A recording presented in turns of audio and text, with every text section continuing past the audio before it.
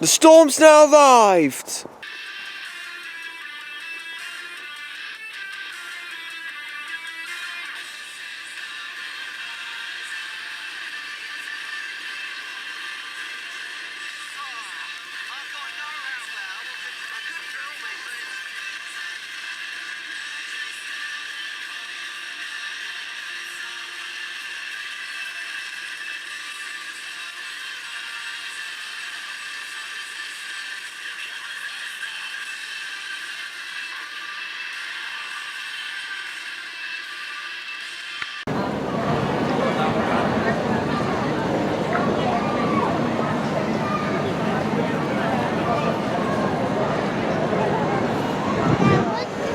Calm and quiet in Nottingham.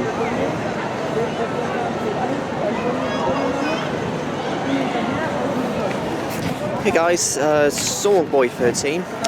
Today I want to mention a little bit about the Birmingham 2005 tornado. Just came up with it today. We very rarely get big tornadoes in the UK, very rarely get them. You might not remember it, some of you may do, but as you know, on the 28th of July 2005, Birmingham had an F2 tornado, which had wind speeds of roughly 100, or F2, had wind speeds of roughly 130 miles per hour, and it caused huge damage, especially for the UK. It's quite massive.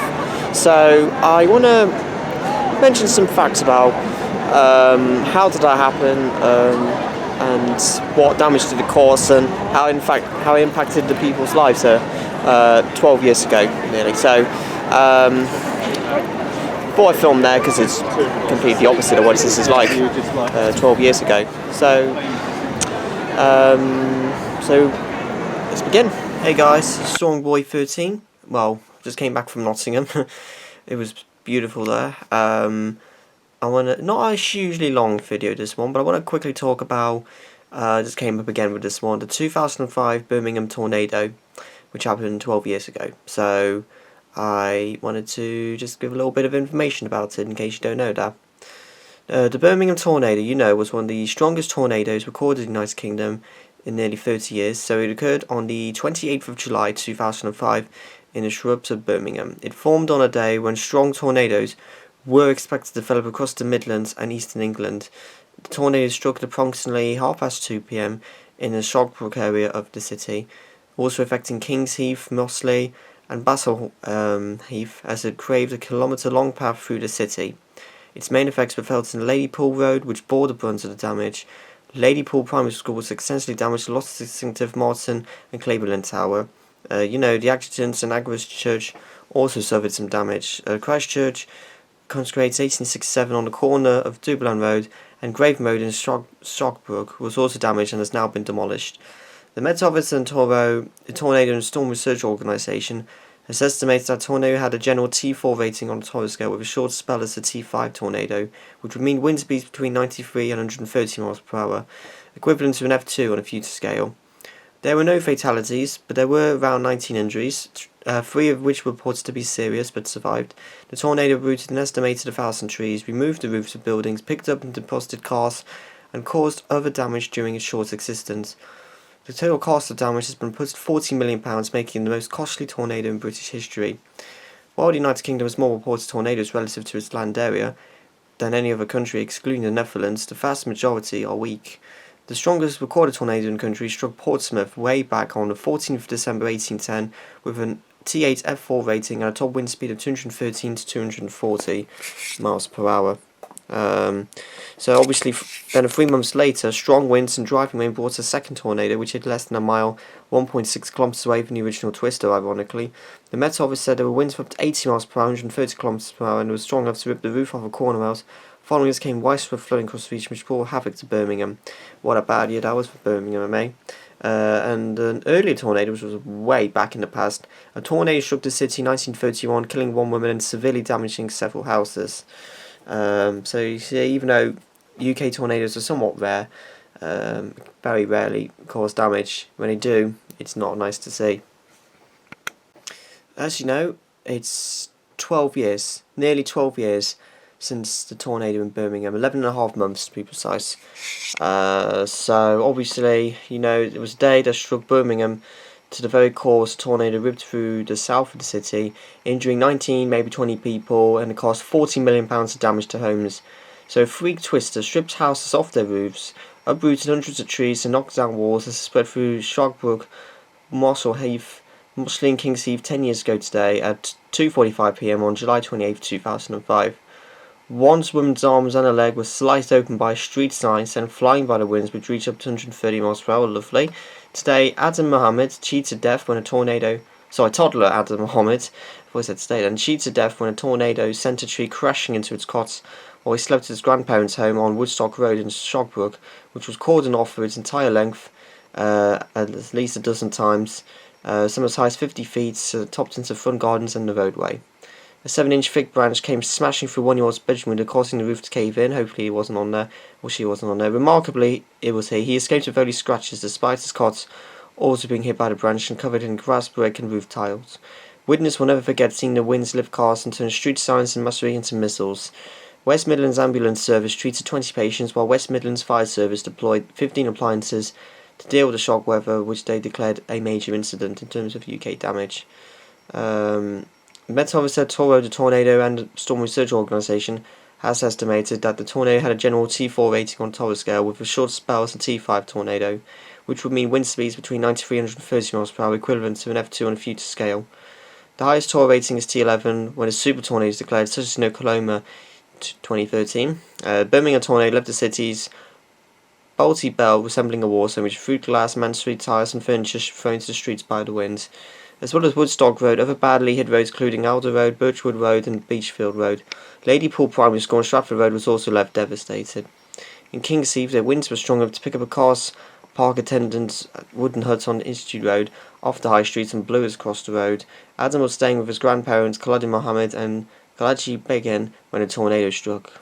Speaking just after the incident, private hire driver Khalid, age 41, said, "We were downstairs making some food when it just went really dark and we started to hear crashing noises.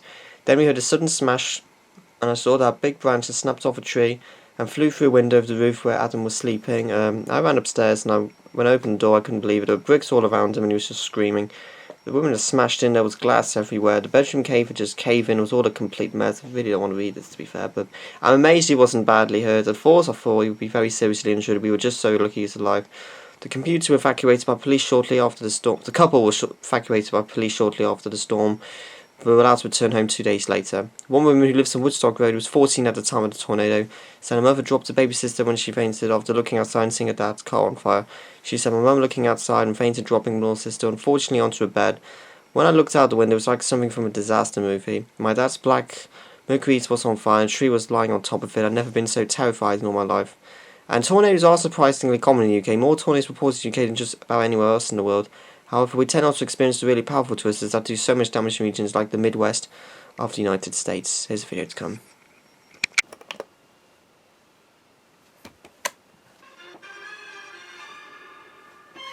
So that's the map.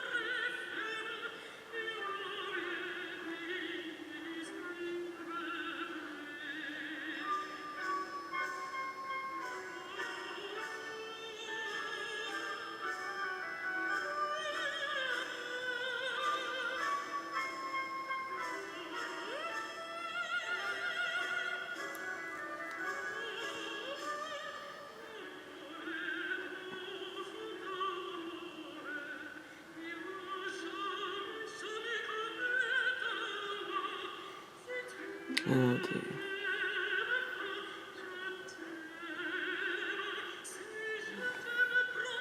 I'm not going to show the car's postcode or whatever that is.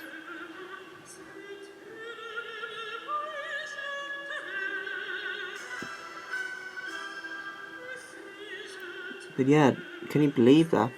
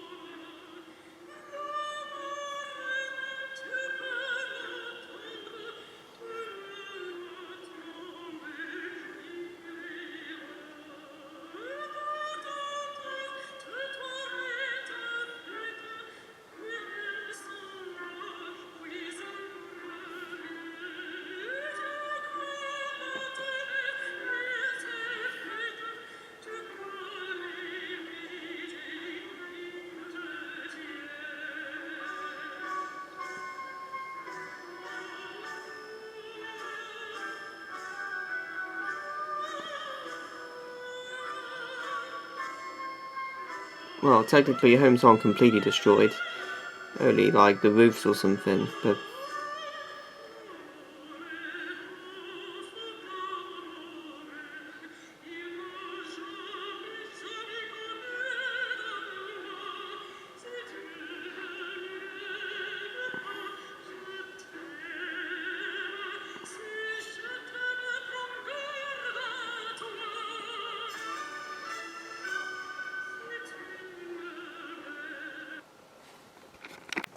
sorry the audio was a bit quiet. I actually forgot to change the volume, but couldn't be bothered to do it afterwards. Alright, thanks for watching, guys. So, hope you enjoyed this video. Hope I gave you plenty of information. So, want me to do any more Extreme UK weather requests? Comment below. Any global weather forecasting you want me to do, towns or cities, could be in the UK or in a different country, comment below. That's about it for now. More videos to come soon. Like, comment, subscribe, guys. Thanks for watching. The storm's now out.